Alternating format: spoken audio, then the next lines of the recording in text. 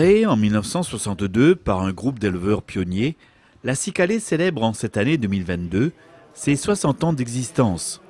L'occasion pour la coopérative laitière de donner un coup de jeune à son logo en redynamisant son image, un vrai travail d'équipe. C'est-à-dire que là-dedans, on avait du personnel, des éleveurs, la direction et puis des salariés. C'est de partager ensemble la vision de l'avenir, l'image qu'on voulait apporter au nouveau logo. Et c'est pour ça, aujourd'hui, on retrouve une vache au centre du logo qui représente l'élevage, qui représente l'éleveur. C'est vraiment mettre l'éleveur au centre de la coopérative. Ça a tout son sens, du coup. Et puis la montagne qui représente le terroir, le territoire. Cet anniversaire est aussi un moment idéal pour la Cicalée d'inviter les Réunionnais à mieux connaître ou découvrir la seule coopérative laitière des Outre-mer. C'est l'occasion de faire effectivement la première édition de la Fête du lait à l'occasion des 60 ans. L'idée, c'est tout simplement de mettre en avant notre savoir-faire, nos talents, pour présenter aux écoliers aujourd'hui, il y en a 650 sur site, notre belle filière avec tous les acteurs qui la composent.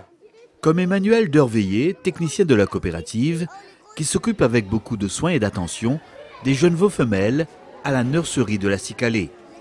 Des futures vaches qu'il présente ce matin-là aux écoliers, venus nombreux visiter la mini-ferme. C'est un taureau, ça? Non, il n'y a que des femelles. Ah, parce que c'est pas un taureau. Tous les esprits. Non. C'est un peu Tous les vaches, les veaux ont des cornes en fait. C'est important de mieux faire connaître cette filière lait, aussi bien pour les marmailles que pour tout le monde, quoi.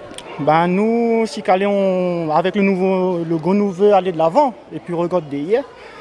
Et oui, nous veut sensibiliser les jeunes de demain et surtout pour pouvoir donner l'incitation pour demain installer peut-être aussi. Donc voilà. Présenter aux enfants tout ce monde agricole pour qu'ils puissent aussi découvrir ce qui se passe de l'exploitation aux produits finis qu'ils retrouvent chez eux. Voilà. Ce sont des messages forts. La filière laitière est en train de se reconstruire, elle est dynamique. Et ce qui est très très important, c'est qu'aujourd'hui, il faut bâtir l'avenir de manière sereine. Et la première des choses, c'est de faire comprendre, comme je le disais, ce que l'on fait, d'ouvrir nos portes. Et c'était vraiment notre volonté lors de cette première édition de la Fête du lait. Un message reçu 5 sur 5 par les visiteurs. On peut démarrer? Oui. Alors j'y vais. Pour vous, la première question est la suivante. Qu'est-ce qui déclenche le lait chez la vache? Qu'est-ce qu'il faut pour que la vache elle fasse du lait? Ah, c'est lourd! Ouais, je t'écoute. Je crois que c'est quand ça déclenche le lait, je crois que c'est parce que ça couple. Ah, on n'est pas loin, ouais, c'est ça. Vas-y, continue, on s'accouple et après il se passe quoi du coup? Et après du coup, il y a un bébé qui sort et voilà. Du coup il peut laiter. C'est ça, c'est parce qu'elle va avoir un bébé qu'elle va pouvoir avoir du lait. Bonne réponse pour l'équipe.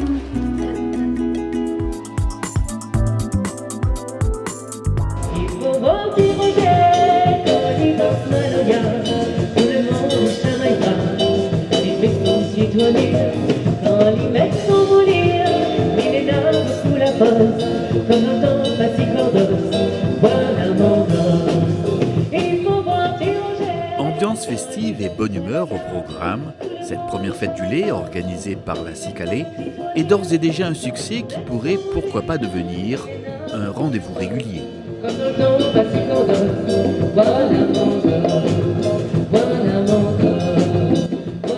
Effectivement, il y a énormément d'attentes et je pense que c'est quelque chose qu'on n'avait pas tout à fait compris au niveau de la Cicalée. Et donc, les gens veulent comprendre ce qu'ils mangent. Et donc là, justement, il y a des ateliers, j'en ai pas parlé tout à l'heure, mais c'est la route du lait, par exemple, c'est du champ à l'assiette. Et on ouvre totalement nos portes jusqu'à aller dans les élevages. Et ça, les Réunionnais, ils en ont besoin. Ils ont cette exigence-là. Et à nous de les entendre. Et effectivement, dans les années à venir, de faire plusieurs éditions de la Fête du lait.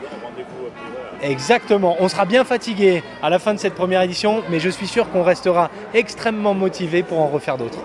Ce matin-là, des apprentis des maisons familiales et rurales de la plaine des Palmistes et de Saint-Pierre visitent l'une des plus grosses exploitations laitières de la plaine des Cafres.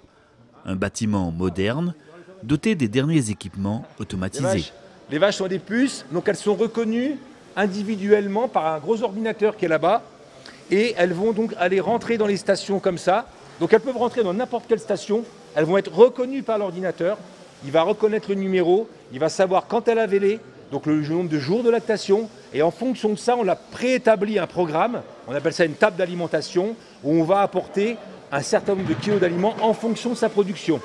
Parce qu'en plus, vous le verrez dans la salle de traite tout à l'heure, il y a un compteur à lait. C'est-à-dire qu'on sait ce que chaque vache fait par jour. N'est-ce pas? Donc on établit un calcul et c'est l'ordinateur qui va distribuer, on entend les granulés là qui tombent, qui va distribuer un certain nombre de kilos d'aliments, je dis 1 kilo pour 2 litres de lait, hein, par rapport à ce qu'elle produit. D'accord? Donc c'est pour ça que je dis, il y a des vaches qui n'ont pas d'aliments, elles vont rentrer dans la stalle, mais il n'y a rien qui va couler parce que voilà, elle va être tarie par exemple dans 2 jours. Le gros avantage donc de faire des journées comme ce type de journée aujourd'hui, la fête du lait, dans le cadre de la fête du lait, c'est pour permettre de montrer donc, à tout le monde, au grand public, comment on travaille sur nos exploitations, comment on nourrit les vaches, comment on traite les vaches, comment on produit le lait et comment surtout on permet de nourrir la population. C'est positif quoi. C'est très positif. C'est très positif. C'est vrai que quand on arrive, on dit « Ah, les vaches, ça sent mauvais, les vaches ceci, les vaches cela », mais il ne faut pas oublier que les vaches produisent du lait et ça permet de nourrir la population. C'est important comme ça que ces jeunes-là, ils aient ce contact-là, hein, qu'ils découvrent. Et ça ne sort pas d'une brique dans le... Tout à fait. Alors, juste pour leur culture personnelle, c'est-à-dire qu'ils boivent du lait tous les jours, hein, peut-être pas tous, mais ils boivent du lait tous les jours, et savoir comment il est produit, et puis peut-être, pourquoi pas, demain être attiré par le monde de l'élevage. Ça peut être de la vache laitière, ça peut être de la vache allaitante. Hein, c'est surtout ça, le message, il est là à faire passer. Toi-même, tu viens d'une famille d'éleveurs Non, agriculteur. Moi, petit-fils d'agricultrice, moi. Voilà. Ma grand-mère faisait de maraîchage et m'essaie de reprendre le flambeau petit à petit, mais moi, c'est l'élevage qui parle pour moi. Et donc, qu'est-ce qui te plaît là-dedans? C'est ce contact avec les animaux, c'est quoi? Le contact avec les animaux. Moi, c'est ce contact que moi, on a avec les vaches, au moment des vélages. Pour moi, c'est un beau moment, ils donnent la vie, c'est beau, quoi. C'est comme une femme quand elle accouche, quoi, les jolies. Ah oui, là, ils donnent la vie, c'est... Voilà, quoi. Et puis, c'est question de passion, surtout.